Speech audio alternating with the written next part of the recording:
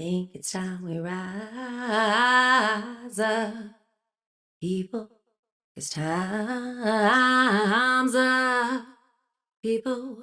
You can talk all you want, but it won't change a thing. I wanna know what you do.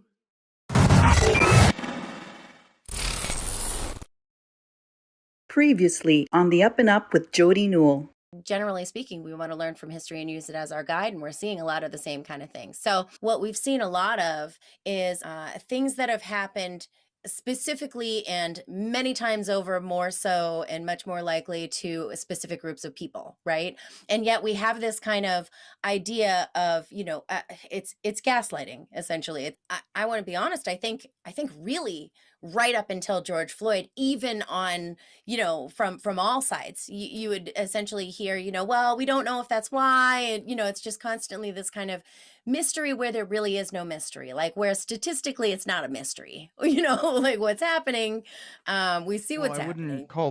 I would certainly not call police brutality an attempt to, suppress the vote. That's a very different realm of domestic violence. Going off of what you mentioned, that white grandfather clause, it was created, like you mentioned, to if your grandfather had been able to vote for white people, if your grandfather had been able to register to vote before 1867, and that was if they couldn't pass the literacy test. That was like their fail-safe, and that's just like how history textbooks are. They're glossy, everything's happy, slavery ended, and we all lived happily ever after. We had a few bumps in the road, but everything's great now, and racism doesn't exist because Obama was elected, so racism doesn't exist anymore. According to history textbooks, and how I teach my students is from a people's perspective. So from a bottom up perspective. So instead of looking at history from, let's be honest, an old white man's perspective, we look at it from the people who actually fought in the wars, from the people who actually influenced the wars, the peoples whose voices have been silenced and oppressed over the years. We came here and created a blank slate. We birthed a nation from nothing. I mean, there's nothing here. I mean, yes, we have Native Americans, but candidly, that there isn't much Native American culture in American culture. It was born of the people who came here pursuing religious liberty to practice their faith, to live as they ought to live, and have the freedom to do so. Religious liberty. Those are the two bulwarks of America. Judeo-Christian principles. When I say Judeo-Christian, the Mosaic laws, 10 Commandments, and the teachings of Jesus Christ, the morals and teachings of Jesus Christ. That's what our founding documents are based upon. It's in our DNA. I am very excited today to bring you a couple of really awesome guests. I have Joseph Hall-Patton. He is a graduate assistant at the University of New Mexico and creator/host of The Cynical Historian. Also, we have Kaleb Moode, who you guys probably know, In the Mood for History. And he's a host of MMT Mondays on our own Real Progressive platform. And he's also a high school history teacher. Welcome to the show, guys. Hi, it's great. Let me just throw this in here real quick, because I think that even the idea of having this conversation is to talk about history, because through history we can understand what's happening today, right? So like, even if you're being kind of sold this argument or sold this line of bullshit, as far as I'm concerned, you can understand that, okay, there are the reasons for this, blah, blah, blah. And I think that has a lot to do with education, not only the fact that it's historical, and then looking what has historically happened, and the fact that they're using the same playbook to a degree, right? But also the fact of critical thinking, and not just saying, okay, well, this is what it is on its face, or this is what it says to the letter of the law, but not kind of looking deeper into it, because these are the tricks that they play. These are the tricks that people play while we know what the implications of it. There was something else I found called the understanding clause that said, you're allowed a would-be voter to cast a ballot only if he could understand the text that was read to him. And that goes back to, okay, well, former slaves, within a few years after slavery, how could you expect them to be able to read and understand what was going on? So it's these subliminal things. And I mean, I even looked up an 1865 literacy test that was given in, or 1965, excuse me, literacy test that was given in Alabama. Some of the questions. And it said, in which document or writing is the Bill of Rights found? How many people can be able to answer that unless you're, a government teacher or a fan of history or just someone who really likes civics? That just sounds like a trick question because it's like Bill of Rights. I know. That's what I'm thinking. I'm like, am I wrong on this? Like, I feel like I must be wrong because purposes of the U.S. Constitution. It's like, how do you expect a layperson to know that? I have students coming up who, they don't know all 50 states. They think that we don't have 50 states. So, I mean, the average person wouldn't know these, and that's how you suppress that vote. So just to kind of correct what I had said earlier, at least clarify exactly what I was saying earlier. I wasn't necessarily comparing the violence to the violence or, specific situations to the situation, but I was comparing the idea of this kind of, and I know the word gaslighting is way overused now. So, but just this kind of like telling you one thing and then there's so much happening behind the scenes, right? So like you have to have a certain degree of critical thinking skills to say, okay, well, I know that this is what I'm being told, but then what happens behind this? What are the implications? What are, how does this affect different communities and how does this affect these different things, right?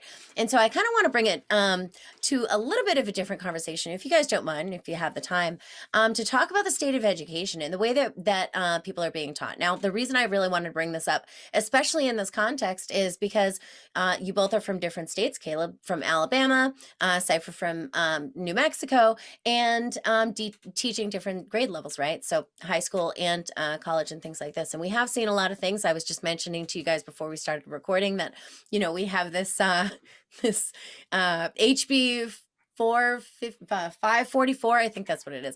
HB 544 in New Hampshire. Even in New Hampshire, that's talking about, okay, well, you can't talk about race in you can't talk about race in our public curriculum, public school curriculum, because, we don't want to have that conversation. But it's interesting to me because this is kind of like, it's kind of like a bullshit argument in my mind, excuse my language, but it's this conversation it's this argument that's between like the 1619 project and kind of what they did. And then like this kind of reaction, and there being like the 1776 report, and then no, we have to teach it this way. And then we have to, and it becomes these like,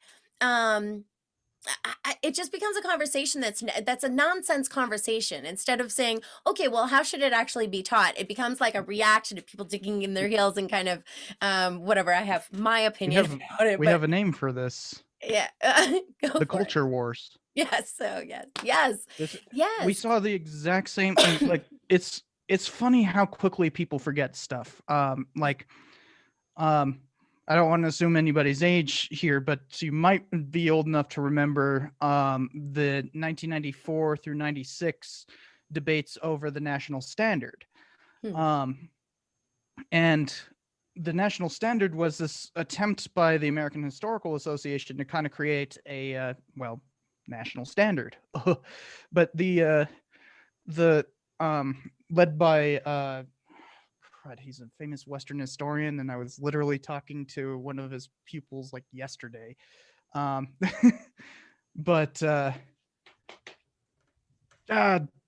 Gary Nash, there we go.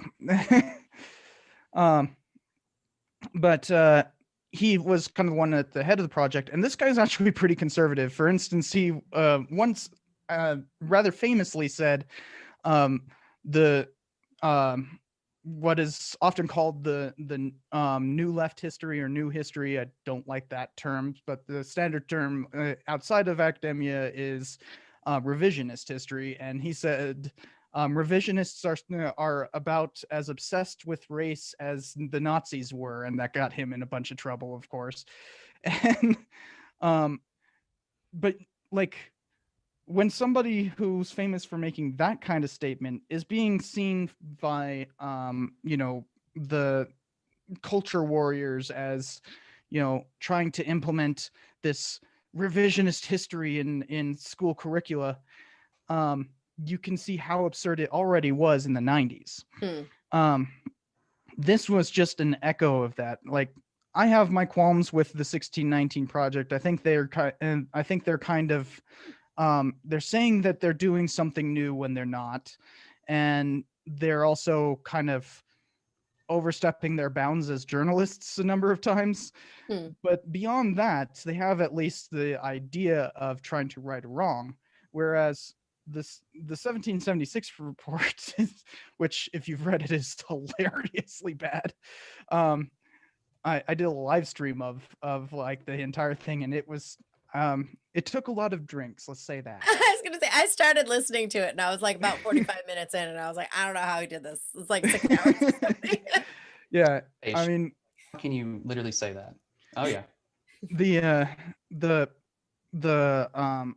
But it's a reaction in the way that they're trying to say, like, support the founding fathers. This is an attack on the founding fathers, and it's the same rhetoric that we saw over the endowment for the humanities and all that kind of stuff when Liz Cheney took over back in the late 80s through the mid 90s. For a little bit, Liz Cheney was actually more important than her husband. And that's because she was the one kind of controlling the culture war by making grandstands about where funding would go. So she like supported famous documentarian. The documentary was called Civil War. Ken Burns, thank you. She supported Ken Burns, but not Gary Nash. And in fact, it got to the point that there was arguments in Congress that they were debating on amending the endowment for the humanities on whether or not it could fund curricula. And one of the Republicans who were arguing it said in Congress that he would like to punch Gary Nash in the face. And guess who showed up 2 hours later? And this guy was sitting in the freaking same room, just twiddling his thumbs. It's like, oh, real brave of you, buddy. But like, yeah, this kind of absurdity is nothing new. And to quote, God, I am forgetting everybody's name. I'm rubbing off. Guy who basically coined the culture wars in 1992. He ran against Bush as a Republican, but gave up. And in his speech, he basically gave the big speech of the culture wars. Pat Buchanan. Pat Buchanan said that the culture war was essentially the Ho Chi Minh trail to power. So playing these overt games of like absolutely absurd, like, I'm trying to defend history. Right. What they're actually doing is silencing any kind of real concerns, concerns over, racial representation in history and stuff like that.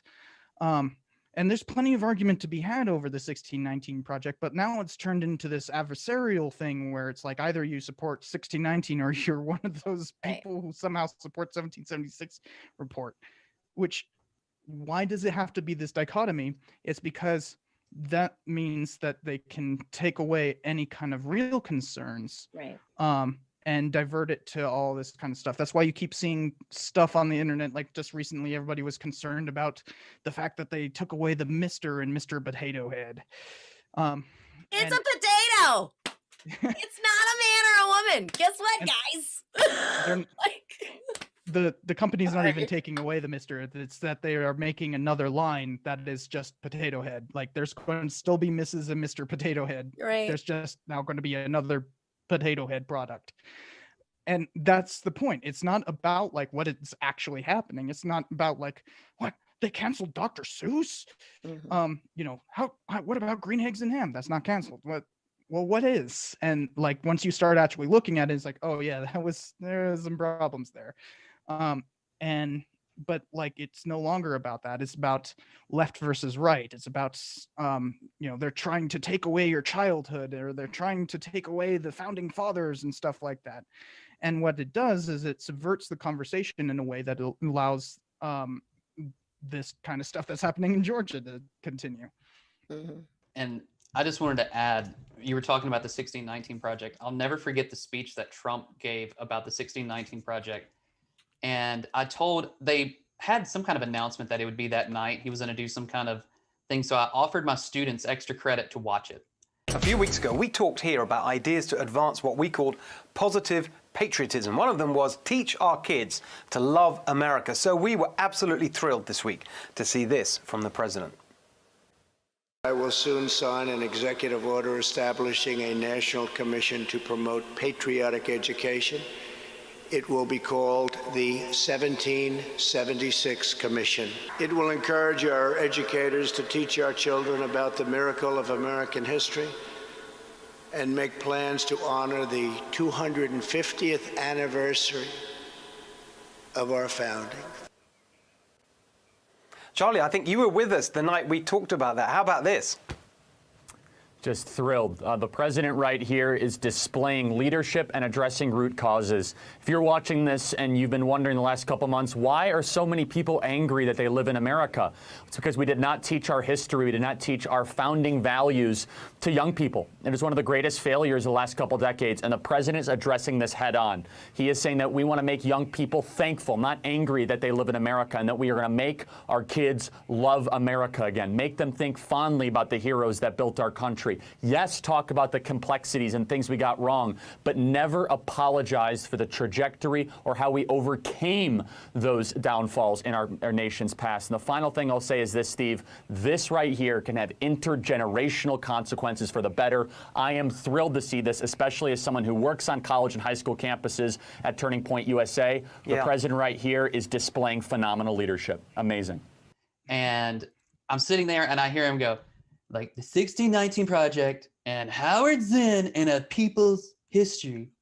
And I kid you not, because that's the textbook that I use instead of using textbooks, is Howard Zinn's A People's History of the United States. But he went in and he was talking about how Howard Zinn is teaching, students it's indoctrinating students and teaching them to hate the United States and hate white people and all that. And I kid you not, I got 15 emails from my students saying, they shouted out your man, they shouted out your man. So like, I saw it as a badge of honor. I saw it as a badge of honor because he's talking about how, well, people like Howard Zinn, they want to rewrite history. They want to rewrite history, but no, they're not rewriting history. They're just filling in the blanks of people's experiences that have been whitewashed through, That is rewriting history, but what's wrong with that?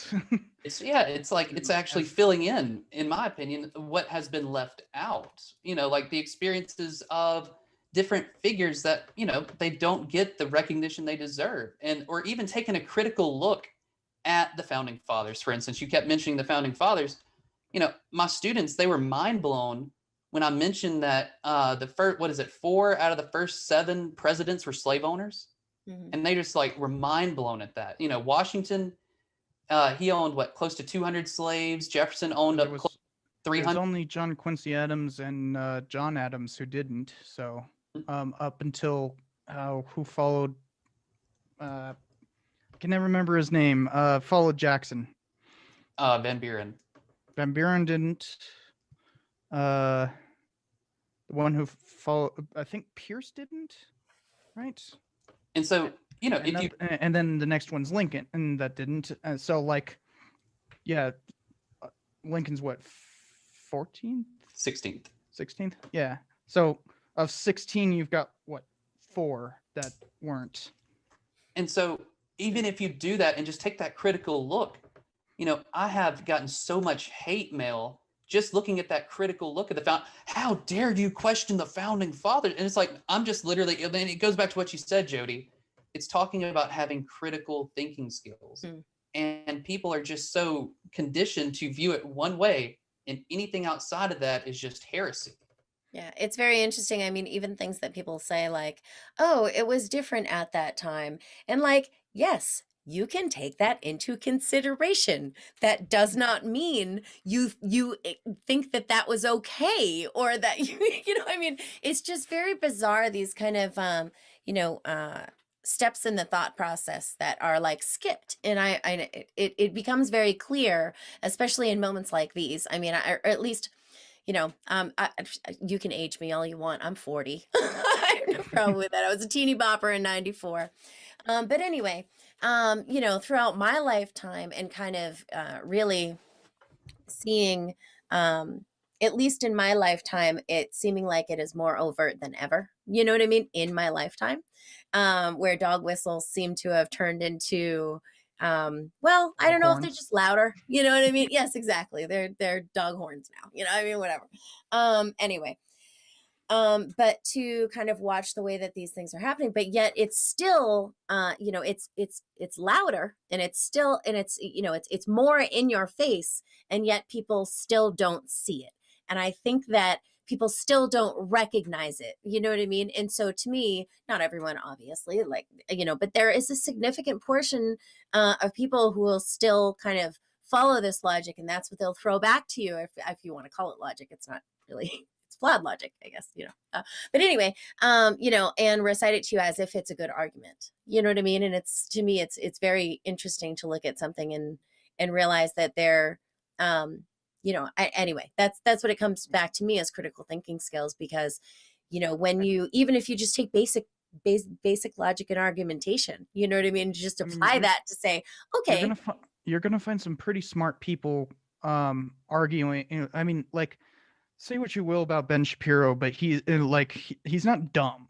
oh no, yeah. But like he's going to be one of the kind of people that we'd be arguing against here, right? Mm-hmm. Like this rhetoric isn't built off of people not being able to comprehend. It's people who are being given bad arguments, but not just that. It's because it's built into the way that we do politics. Mm-hmm. I'm starting literally in 2 days. I'm starting a series on political polarization in the U.S. and it won't be in this next episode, but the one after it I'll be talking about the kind of rise of the culture wars. We've been talking a lot about the culture wars here, and that really comes out of a fight against the influence of the counterculture, the new left.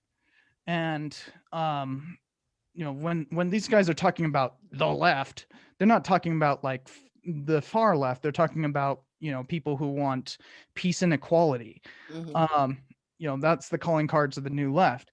And so they're more talking about hippies and how hippies are coming to get the founding fathers and that kind of stuff. And so this is a reaction that has its basis in the 1970s.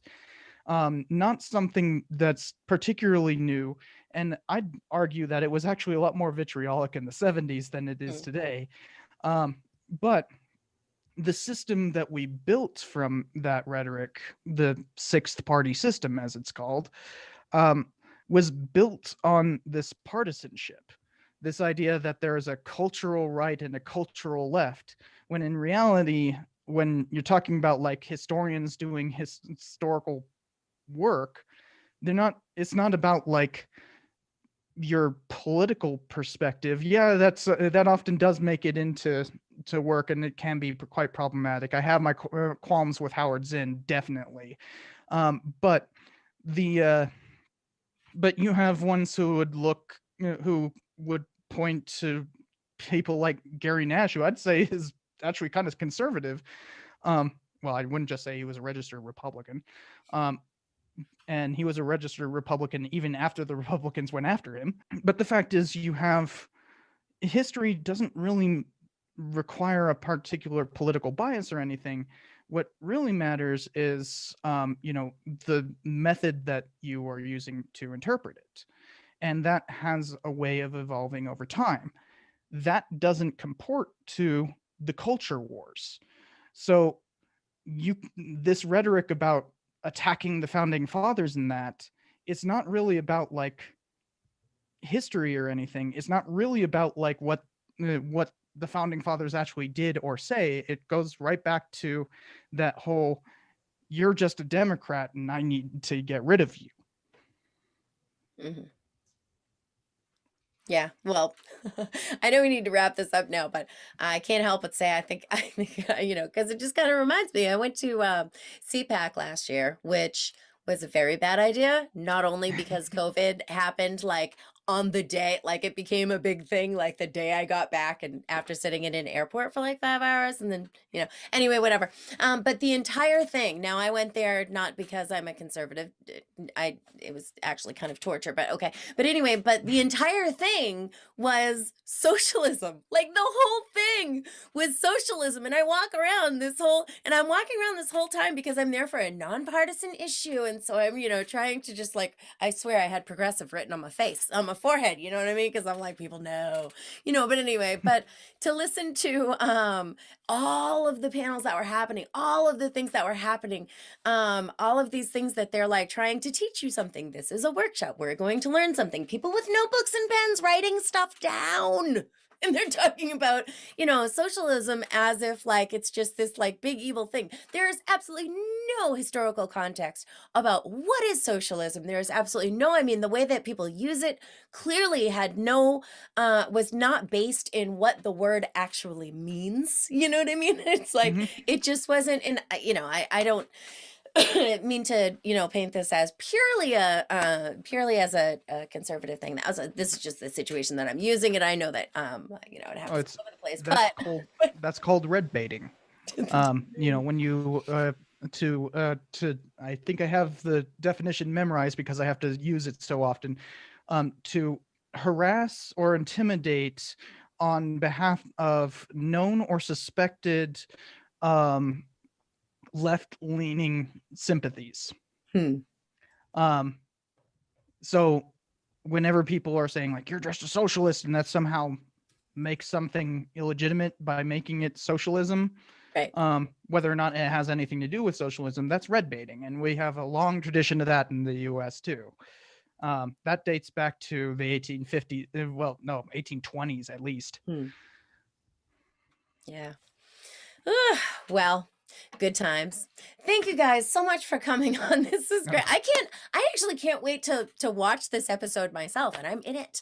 But to kind of go back through, because I feel like there's just so much information to be able to kind of go back through and really digest and process what y'all are saying, because I don't know that much about these things. Thank you so much for coming on.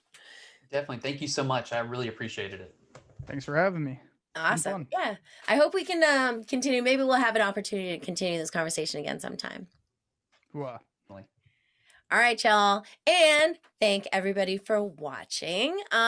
If you like this video, please like, share, all kinds of good things. And if you have the means, I know not everybody does, but if you do, please support us on Patreon. It's Patreon.com/Real Progressives. And we really appreciate every penny. All right. Have a great day. Signing off.